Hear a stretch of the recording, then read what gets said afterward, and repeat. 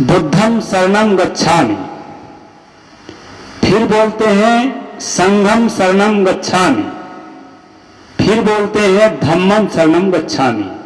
ये तीन चीज है, इसको तीन तीन बार रिपीट करके बोला जाता है बौद्ध मत में।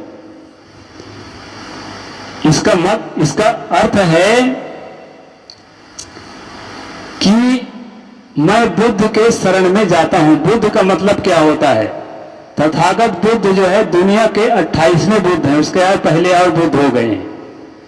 बुद्ध एक पद है, बुद्ध जो है किसी का नाम नहीं है। तो तथागत बुद्ध जो है 28वें नंबर के बुद्ध हैं। तो बुद्धम शरणम गच्छामि का अर्थ यह होता है कि मैं जागृत, जिसे हम कहते हैं हम सदगुरु के शरण में जाते हैं, एक जागृत महामानव के शरण में मैं जाता हूं, जो अंदर बाहर से पवित्र है, जिसके जीवन में पाप नहीं है, जिसके जीवन में बुरी सोच नहीं है, जिसके जीवन में बुरी मानसिकता नहीं है, ऐसे परम पवित्र महामानव के शरण में मैं जाता हूं। ये पहले लाइन का अर्थ है। दूसरा है संघम शरणम गच्छामि। संघ कहते हैं, संघ शब्द बुद्ध से ही आया है। संघ कहते हैं जैसे हम लोग साधु समाज बनाते हैं, संतों का एक संगठन होता है, जैसे छत्तीसगढ़ मिशन है हमारा, तो उस मिशन को, उस संघ को कहा गया है संघ, मतलब अधिक लोगों को एक संगठन। आजकल आप लोग संगठन कहते हैं, संगठन ही संघ का मतलब है। तो संतों का संगठन है जहां पर अच्छी बातें होती है, जहां पर जीवन को निर्माण करने के लिए, जीवन को पवित्र करने के लिए, समाज में शांति व्यवस्था बनाए रखने के लिए अच्छे अच्छे निर्देश दिए जाते हैं। ऐसे संघ में, ऐसे संगठन में जाकर के उनके शरण को मैं ग्रहण करता हूं। ये दूसरे लाइन का अर्थ है। तीसरा लाइन है धम्मम शरणम गच्छामि। ये धर्म शब्द बाद में आया है, पहले धम्म शब्द था भारत में। पाली भाषा को संशोधित करके जब संस्कृत भाषा बनाई गई तब धम्म शब्द से धर्म शब्द बना। तो उसका अर्थ है आज के आपकी भाषा में कि मैं धर्म के शरण में जाता हूं। ये त्रिरत्न है, तीन चीज बताए ना, ये त्रिरत्न है। और पंचशील क्या है वो भी मैं बता देता हूं। त्रिरत्न समझ रहे हैं ना, जितना समझ सके हैं भाई। ये सभा है, अलग से बैठेंगे तो मैं बहुत सुलझा के बताऊंगा, क्योंकि मैं पढ़ता रहता हूं। ये सभा है, इसमें शार्ट में ही बताऊंगा। त्रिरत्न समझ गए? बुद्ध मतलब एक जागृत महामानव, संघ का मतलब उनके साथ में रहने वाला एक संगठन जो उसी काम को करते हैं, मन की पवित्रता को, समाज की शांति के लिए जो कार्य करते हैं, ऐसे संगठन। और जो है धम्म का मतलब वो जागृत पुरुष के द्वारा और संगठन के द्वारा जो अच्छी चीज समाज को दी जा रही है वही धम्म है। तो ये त्रिरत्न है। और पंचशील में जो बताया है कि पारातिपाता वेरमणि सिक्खापदं समादयामि, ये पहला सील है। बहुत गजब की चीज है। पारातिपाता वेरमणि सिक्खापदं समादयामि। ये भाषा है पाली, संस्कृत से मिलती जुलती भाषा। इसका अर्थ क्या है? मैं प्राणी हिंसा से अलिप्त रहने की प्रतिज्ञा करता हूं। ठीक है ना? आप सब लोगों को प्रतिज्ञा करना चाहिए। आप लोग धार्मिक लोग हैं, खासकर कबीर साहब से जुड़े हुए लोग हैं। मैं प्राणी हिंसा से मतलब जीव काटाकुटी से अपने आप को अलग करने की प्रतिज्ञा करता हूं। ये पहला सील है। पारातिपाता वेरमणि सिक्खापदं समादयामि, आदिन्य दाना वेरमणि सिक्खापदं समादयामि। ये दूसरा सील है। दूसरा सील का अर्थ है बिना दिए, किसी चीज को बिना दिए लेने की क्रिया को मैं त्याग करता हूं। यानी बिना दिए, प्रेम पूर्वक बिना दिए। आप लोग जो यहाँ दान देते हैं, कबीर पंथ में नियम है, कभी हम किसी भक्त के लिफाफा खोल कर नहीं देखते कि कितना डाला है, ठीक है नहीं। दुनिया में जितने कथावाचक हैं, दुनिया में जितने बड़े बड़े वक्ता हैं, सब कोई आपके पैसा को गिनते हैं। जितने का उनका टारगेट है उससे कम है कि ज्यादा है देखते हैं। एक कबीर पंथ ही एक ऐसा पवित्र पंथ है, आज भी हम लोग इस बात को पूरे दावे से कहते हैं कि हमारे संत कभी भी लिफाफा फाड़ कर नहीं देखते, चाहे हमको किराया से कम भी दे दें, हम अपने से मेंटेन कर लेंगे। कहीं कहीं तो किराया से कई गुना ज्यादा दिए रहते हैं ना, कैसे नहीं मैनेज कर पाएंगे हम। और एक बात है, किराया से कम कोई नहीं देता, सब जानते हैं, भक्तों को भी होश है, किराया से ऊपर देते हैं और बहुत ऊपर देते हैं। तो यहां पर तथागत बुद्ध कहते हैं, आधीन्य दाना वीर मणि सिक्खा पदम समाधियामी। बिना दिए, प्रेम पूर्वक बिना दिए मैं नहीं लूंगा। भिक्षु जो है, यह भगत जो है प्रतिज्ञा करता है कि बिना दिए मैं नहीं लूंगा। यानी बिना दिए नहीं लेने का मतलब, मैं पहली बात में चोरी नहीं करूंगा। चोरी भी बिना दिए लिया जाता है, डाका डाला जाता है, मार मार के पैसा लिया जाता है, डाका भी बिना दिए लिया जाता है, रिश्वत भी उसके इच्छा के खिलाफ लिया जाता है। कोई बच्चा अप्लाई कर रहा है नौकरी करने के लिए, तो अफसर को रिश्वत देने के मूड में नहीं रहता, लेकिन उसकी मजबूरी है, उससे ले लिया जाता है। पैसा गबन करते हैं नेता लोग, खसकाते हैं बड़े बड़े व्यापारियों की तरफ, तो वो भी जो है बिना दिए, यानी बिना इच्छा पूर्वक दिए, मतलब जितना भी हक हलाल की कमाई से अलग के पैसा है, जिसको खाकर हम लोग मोटे होते हैं, उसके लिए तथागत बुद्ध ने सील नंबर 2 दिया, आधीन्य दाना वीरमणि सिक्का पदम समाधियामी। तीसरा है कामेषु मिच्छाचारा वीरमणि सिक्का पदम समाधियामी। काम वासना ये केवल साधुओं के लिए नहीं है कि काम वासना से दूर रहो, साधु तो दूर रहेगा ही, नहीं रहेगा तब तो वो साधु नहीं रह जाएगा। लेकिन आम आदमी को भी, अभी आप जानते हैं, मैं एक दिन वीडियो बनाया था, कई लोगों को बुरा भी लगा कि 2018 में एक कानून बनाया गया कि अपने शादी से अलग पत्नी दूसरे के पति के साथ संबंध करे, अपनी शादी के से अलग पति दूसरे के पत्नी के साथ संबंध करे, इसमें कोई सजा नहीं। पहले सजा का विधान था 497 धारक में, भारतीय संविधान में पढ़ता हूं, धारा 497 के तहत सजा देने का विधान था कि अपने पत्नी को या अपने पति को छोड़कर दूसरे से शारीरिक संबंध जोड़े, तो उसमें सजा का विधान था। उस सजा को 2018 के संशोधन में चालाक लोगों ने उसको खत्म कर दिया। तो ऐसी चीजें जो है तथागत बुद्ध को मंजूर नहीं है, ऐसी चीजें सदगुरु कबीर साहब को मंजूर नहीं है। कबीर साहब ने तो कहा है कि नैना अंदर आओ तू, नैन ढापी तो ही ले आओ, ना मैं देखूं आन को ना तो ही देखन देओ।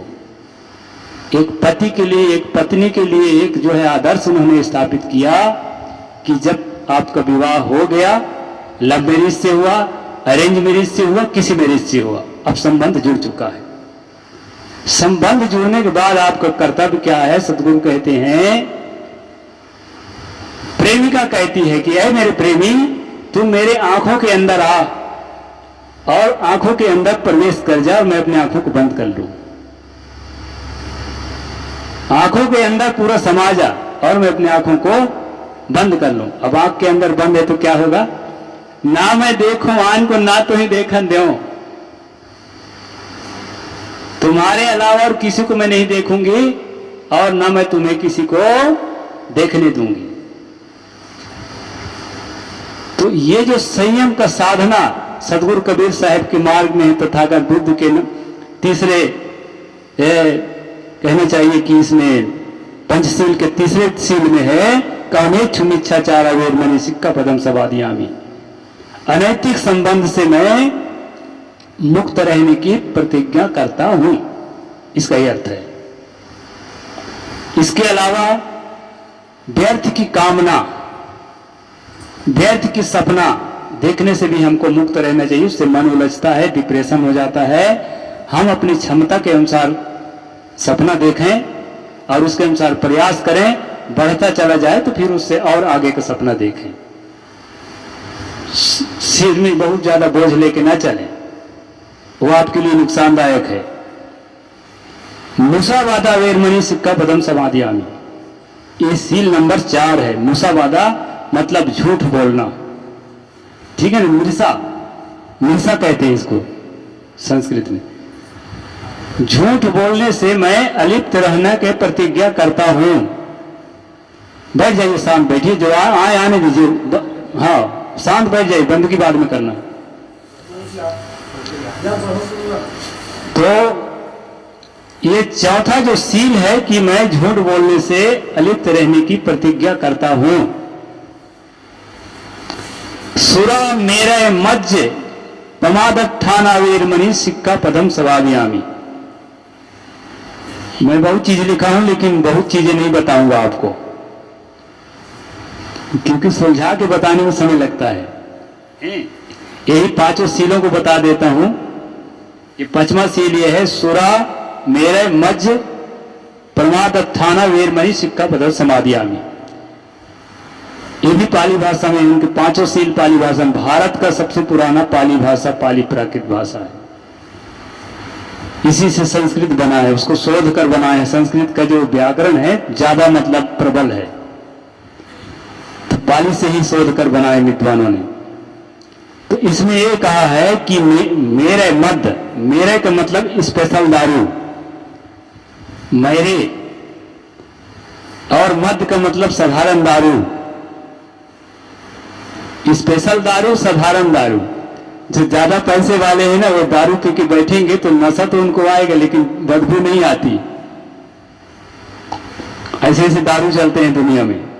तो तथागत बुद्ध ने कहा, चाहे स्पेशल दारू हो और चाहे सामान्य दारू हो, चाहे गुटखा तमाकू हो, जितने प्रकार की चीजें नशा करके आपके जीवन को खराब कर रहे हैं, उससे मैं दूर रहने की प्रतिज्ञा करता हूं।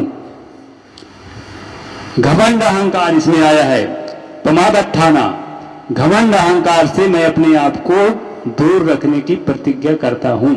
ये 5 प्रतिज्ञा और त्रिशरण, इतना को समझ लेना पर्याप्त है। इतना को अगर आप समझ लिए हैं, अपने जीवन में जीते हैं, तो और किसी ग्रंथ, पंथ, सत्संग और क्या क्या पूजा पाठ आडंबर है, इसको आप कुछ नहीं जानते ना, आपका बेड़ा पार हो जाएगा। जानते हैं तो जानते रहें बोनस के रूप में। और अगर सब कुछ जानते हैं और इन चीजों को नहीं जानते, 5 सीलों का पालन नहीं करते, तो हिंदू धर्म में चले जाओ, मुसलमान धर्म में चले जाओ, ईसाई धर्म में, यहां तक बौद्ध धर्म में चले जाओ, जहां भी जाओगे नरक के अलावा कुछ नहीं मिलेगा। इन चीजों का पालन नहीं करेंगे, चोरी करेंगे, रिश्वत लेंगे, मांस मदिरा खाएंगे पिएंगे, जीवों की हत्या करेंगे और कहेंगे कि मैं अमुक भगवान के भगत हूं तो बच जाऊंगा, तो ऐसा संभव नहीं है। कर्म का जो सिद्धांत है सदगुरु कबीर साहब का, तथागत बुद्ध का, तथागत बुद्ध जो है कुशल कर्म और अकुशल कर्म कहते हैं। कुशल कर्म मतलब जो पवित्र काम है, अकुशल कर्म मतलब जो पाप कर्म है। कबीर साहब पाप और पुण्य कहते हैं। पाप कर्म, पुण्य कर्म शब्दों का अंतर है। यानी बुरा कर्म करते हैं, फिल्मी गाना वाला गाया है, बुरे काम का बुरा नतीजा है ना चाचा? हाँ भतीजा, सुने होंगे आप। हम तो सुनते नहीं, लेकिन इधर उधर लगा रहता है ना, कैसेट में तो सुना जाता है। तो कर्म सुधार, मन सुधार, वाणी सुधार, तथागत बुद्ध के यही जो है खास फोकस रहा है। बात बहुत है, अब किताब से मैं नहीं कहूंगा, अब एक आध बात मैं अपनी ओर से कहूंगा बुद्ध वाणी के आधार पर ही, क्योंकि आज उनका दिन है तो उन्हीं के वाणियों पर मैं कहूंगा। कल के वीडियो में मैं जो श्लोक बोला था, जो गाथा बोला था, उसी गाथा को दोहराऊंगा, क्योंकि कई लोग जो है मोबाइल नहीं चलाते हैं, टच मोबाइल, तो वो नहीं देख पाएंगे और बहुत ही मूल्यवान है, इसलिए उसको मैं दोबारा रिपीट कर रहा हूं। उसमें उन्होंने कहा था,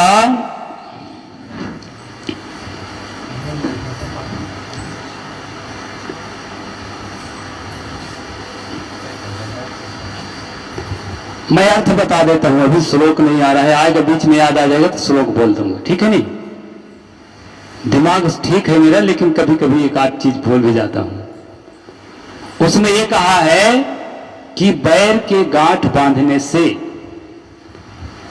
बैर को बढ़ाने से बैर कभी समाप्त नहीं होता, ठीक है ना? बैर के गांठ बांधने से, बैर को बढ़ाने से बैर कभी समाप्त नहीं होता।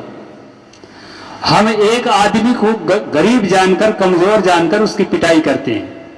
मुझे गरीब जानकर, कमजोर जानकर यहाँ के 1-2 करोड़पति अगर चाहे ना, मार डालें या हत्या कर दें या अधमरा कर दें, 2 थप्पड़ मार दें, तो भूल मत जाएं कि वो बच जाएंगे।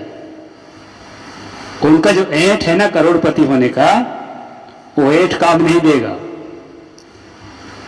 एक साधारण गरीब आदमी के पीछे भी बहुत लोग, कबीर साहब ने कहा, दुर्बल को न सताइए, जाकी मोटी हाय, और मुंह खाल के सांस से लोहा भस्म हो जाए। मैं उदाहरण देता हूं, मेरे कोई दुश्मन नहीं है भाई, ये मत सोच कि अपने लिए कह रहे, यहां कोई दुश्मन नहीं। इस इलाके में हर आदमी मेरे से प्रेम करता है, लेकिन एक उदाहरण दे रहा हूं, मेरे जैसे किसी आदमी के साथ ऐसा कर रहे हैं आप, छोटा आदमी हूं धन से, तो उसका परिणाम आपके पास, आपके तक पहुंचेगा, किसी रूप में पहुंचे, बच नहीं सकते। 7 समुंदर में पानी के अंदर डूब के भी नहीं बच सकते। एक आदमी को हम मारते हैं तो उसके रिश्तेदार होते हैं, उसके मित्र होते हैं, और बहुत उनके कनेक्शन में लोग होते हैं, वो सबके सब हमारे दुश्मन बन जाते हैं, सबके निशाने पर हम होते हैं। जानते हैं, कई लोग कहते हैं कि साहब आप समतावादी बात बहुत करते हैं।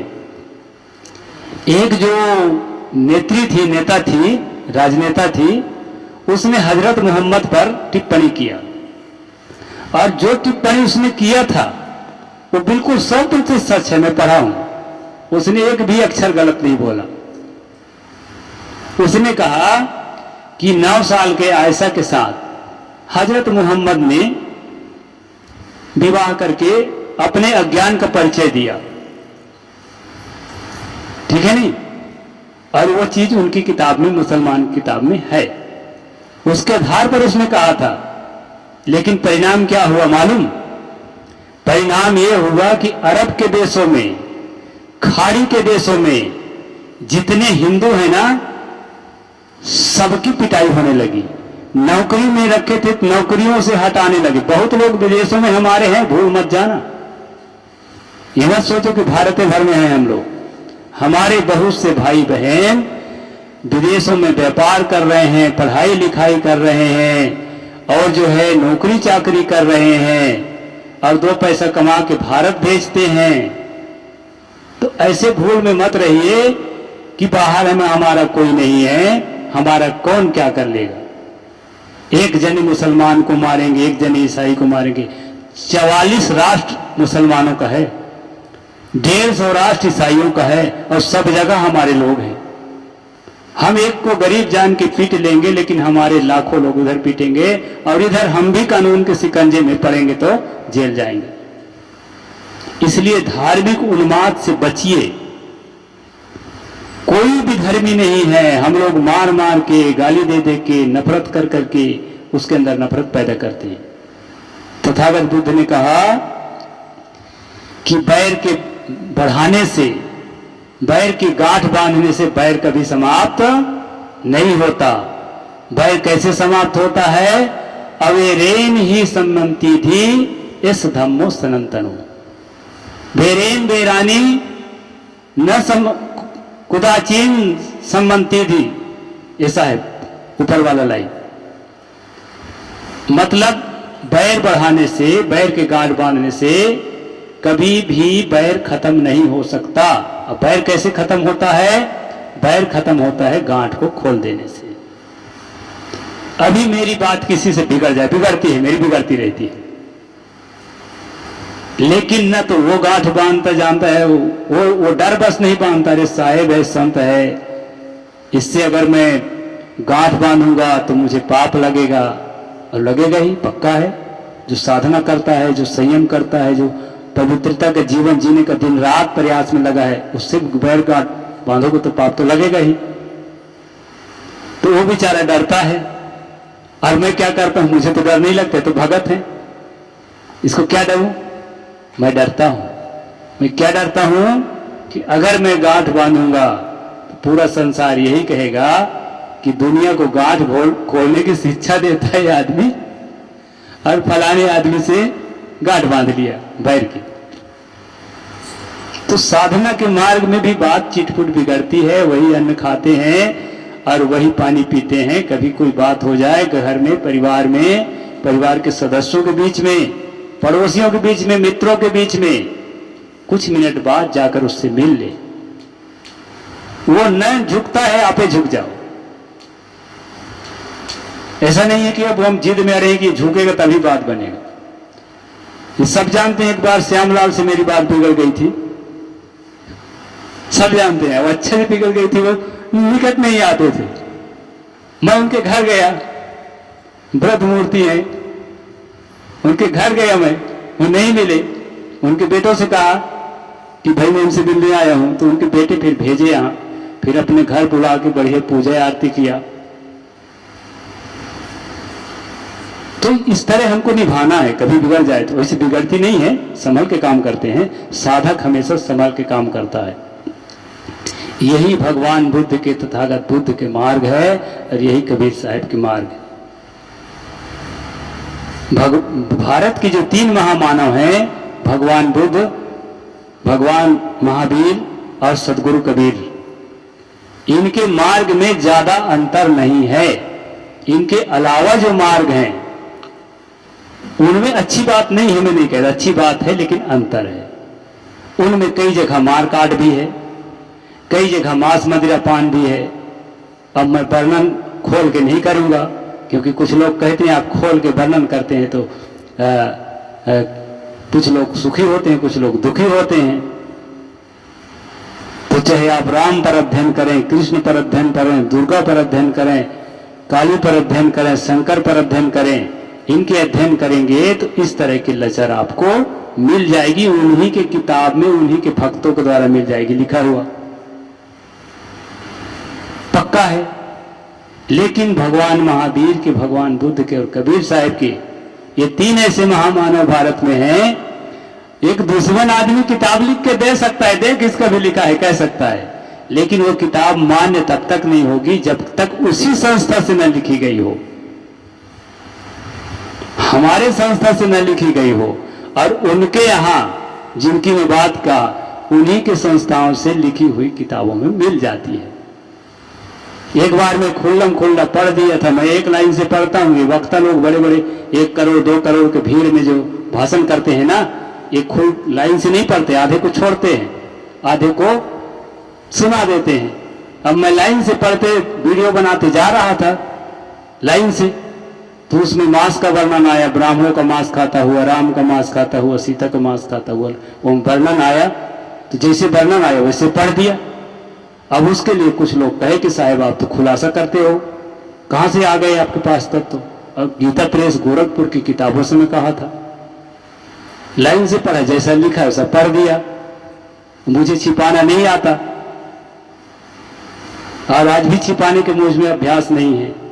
अंदर बाहर एक समान कबीर साहब कहे हैं मुख कछुआ और हृदय कछुआना, सपनों का हो मोह नहीं जाना। जो दिल में कुछ और रहता है और पता तक कुछ और है, वो मुझे सपने में भी नहीं जान सकता। इसलिए मेरे से कोई बात दबती नहीं है, और अपने तरफ से किसी देवता पर, किसी भगवान पर, किसी मत पर, किसी पंथ पर कोई बुराई या अच्छाई में नहीं थोपता। मेरे से हो ही नहीं सकता, ऐसा कभी नहीं हो सकता। लेकिन ये तीन महामानव जिसको पूरी दुनिया सलाम करती है, भारत के बाहर और भारत में भी, भारत में कम करते हो, कम भारत में भी कम नहीं है, बहुत हो गए। ये तीन महामानव भारत के ऐतिहासिक हैं और इनको जो है पूरी दुनिया में मान्यता मिली है। उन्हीं में से तथागत बुद्ध जिनकी जयंती मना रहे हैं, आज उनकी जयंती भी है, पुण्यतिथि भी है। साहब ने आपको बताया कि बुद्ध पूर्णिमा के दिन जन्मे थे, और ऐसा संजोग कि बुद्ध पूर्णिमा के दिन ही उनका शरीर भी गया दुनिया से। और बुद्ध पूर्णिमा के दिन ज्ञान की प्राप्ति, मतलब उनको संतोष हुआ कि अब मेरा ज्ञान पूरा हुआ है। ज्ञान तो आदमी जीवन भर प्राप्त करता है, लेकिन इसी दिन जो उनको पूरा संतुष्ट हुआ था कि मैं अपने आप को ठीक से समझ लिया, अब मुझे बाहर में किसी चीज को खोजने की जरूरत नहीं है। उन्होंने कहा अत्ता ही तनो नाथो को ही नाथो परोसिया। उनके ज्ञान का सार है ये। स्वयं ही स्वयं के स्वामी हो, तुम्हारा स्वामी भला कौन हो सकता है। ये मेरी वाणी नहीं है, ये मैं हिंदी में अर्थ कर रहा हूं, और अर्थ करने वाले अर्थ कर रखे। मुझे पाली भाषा का ज्ञान नहीं है, कम पढ़ा लिखा आदमी उस चीजों को।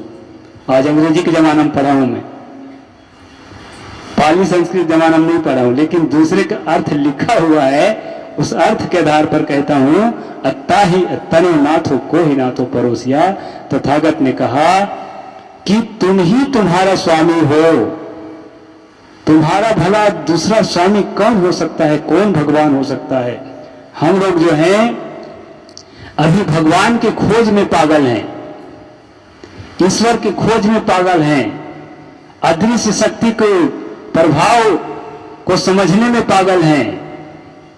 जबकि सदगुरु कबीर ने, तथागत भगवान बुद्ध ने, स्वामी महावीर ने, ये तीनों महामानव ने कभी नहीं कहा कि तुम्हें बाहर कुछ मिलेगा आकाश पाताल में, या किसी पुत्रा पुतरिया में, या किसी तीर्थ मूर्त में। इन तीनों महामानव ने कभी भी नहीं कहा, और उनके जो फॉलोअर हैं आज हम लोग भी कभी नहीं कहते। खास बात यह है कि अपने अंदर झांकने की जरूरत है, अपने अंदर की बुराइयों को समझने की जरूरत है। हम अपनी बुराई को समझते नहीं है। हमको सिर्फ पड़ोसी में बुराई दिखाई पड़ती है, पत्नी में बुराई दिखाई, पति में बुराई दिखाई पड़ती है। अपने अंदर तो बुराई है ही नहीं, हम एकदम दूध के धोए। ये जो हमारे दिल में बात गूंज रही है, यही सबसे बड़ा पाप है। इस पाप को धो डालें। आज से शुरू कर दें बुद्ध पूर्णिमा के दिन से कि मैं अपने अंदर की बुराइयों को भी देखूंगा और उसको निरंतर साफ करने का प्रयास करूंगा। भाई दूसरा बुरा है, मान लिया मैं, बुरा है वो, आप जिसको बुरा कह रहे हैं वो बुरा है, ठीक है, मान लिया। लेकिन उसकी बुराई को साफ करने से आपको क्या फायदा होगा? वो पवित्र होगा और उस कल्याण का अधिकारी बनेगा, और आप अपनी बुराई को नहीं साफ करोगे तो घाटा आपको हो रहा है। तो अपने अंदर के मलिनता को, अपने अंदर के कसाय को, अपने अंदर के कलमश को साफ करना हमारा पहला काम है, जिससे हमारा जीवन पवित्र होगा और हम कल्याण के अधिकारी बनेंगे। ये है सदगुरु कबीर का ज्ञान, ये तथागत बुद्ध का ज्ञान। तो अत्ता ही तनो नाथ हो, तुम स्वयं स्वामी हो, लेकिन अपने स्वामीपना को, अपने मालकियत को क्यों नहीं समझ पा रहे हो? इसलिए नहीं समझ पा रहे, दो कारण से। एक तो ये बड़े बड़े वक्ता लोग आपके दिमाग में थोप रहे हैं कि है कुछ तुम्हारा उद्धार करता, तुम्हारा कल्याण करता, ऐसा क्रिया करोगे, ऐसा कर्म करोगे, ऐसी पूजा करोगे, इस तरह के विधि विधान करोगे, तब वो तुमको कृपा करेगा। ये वक्ता लोग चारों तरफ करोड़ों की संख्या इकट्ठा करके, और करोड़ों की संख्या क्यों इकट्ठा होती है बताऊं मैं? उनका ज्ञान बहुत बड़ा नहीं है, ज्ञान के कारण नहीं होता।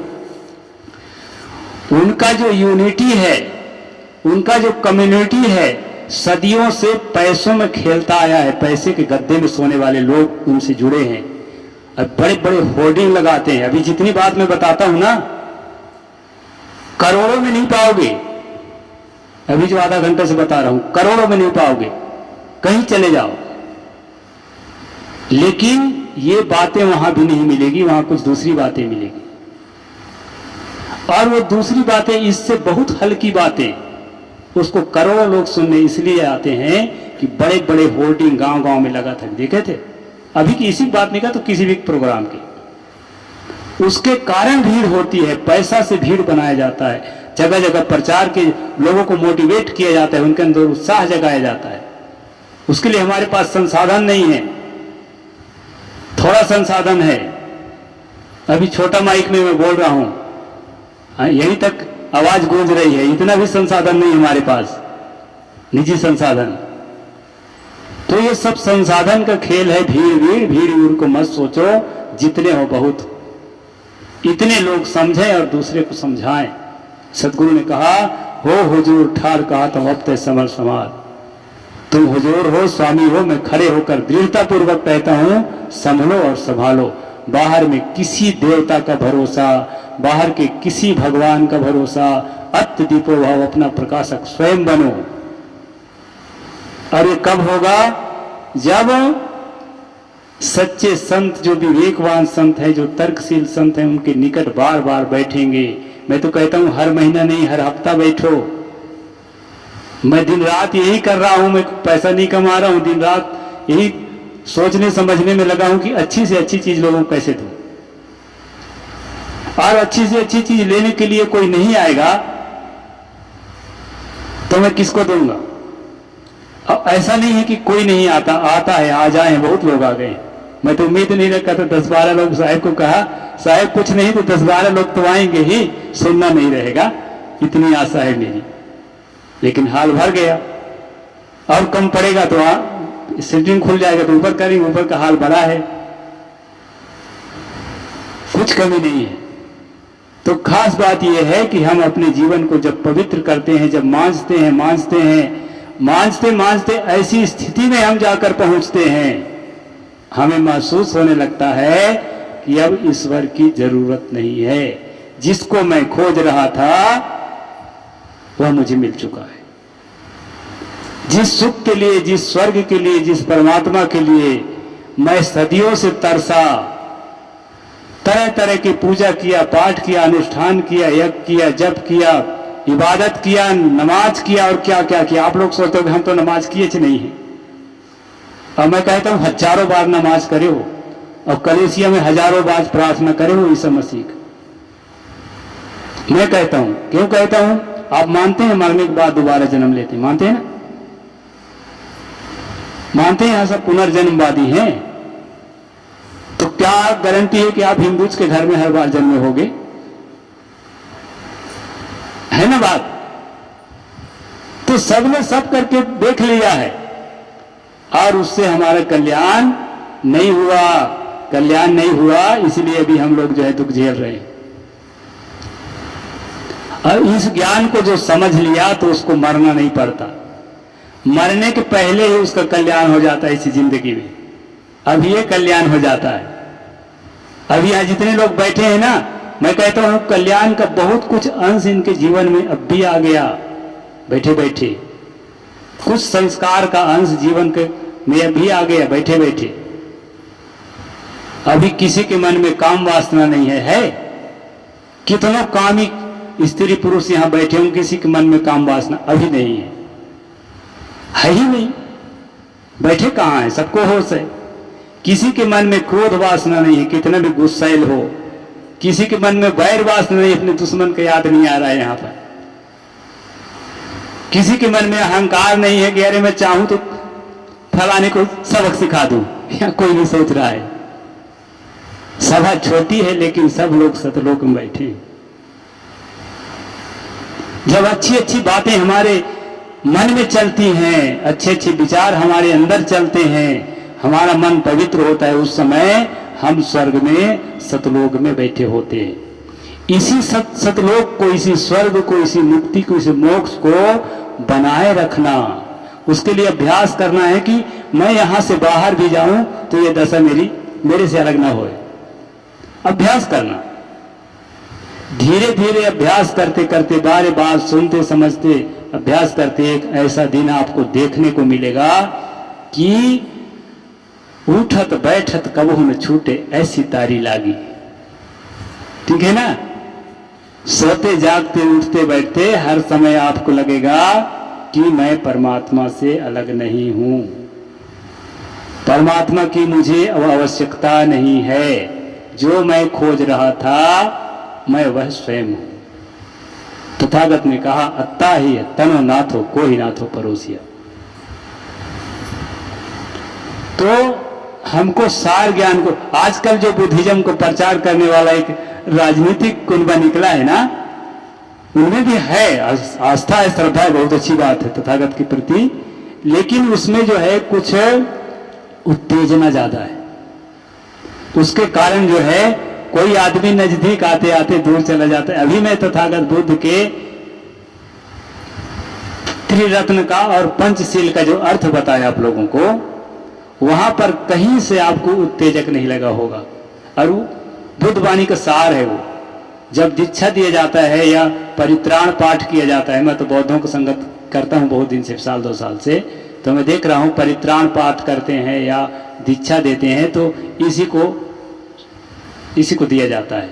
इसके साथ 22 प्रतिज्ञाएं हैं, तो वो प्रतिज्ञा तो आप लोग कोई नहीं दोहराओगे, क्योंकि यहाँ उसके अनुयायी कोई नहीं बैठा है, मैं जानता हूं। ये इलाका दूसरा है, लेकिन जब सीखेंगे समझेंगे तो लगेगा हाँ भाई तथागत बुद्ध के अंदर कुछ तो था। उसको पढ़ करके प्रभावित हुआ अविनाश दास, और प्रभावित होने के बाद जो है भी 2 साल से बुद्ध पूर्णिमा मनाना शुरू कर दिया। आंख मूंद के मैं किसी की जयंती या किसी की पुण्यतिथि नहीं मनाता, जिसको पढ़ लेता हूं कि इसके अंदर है कुछ माल टाल, इसके माल टाल को मैं अपने लोगों को परोसूंगा तो उससे लोगों को फायदा होगा, ये मुझे जब पूरा विश्वास हो जाता है तब मैं ये काम करता हूं।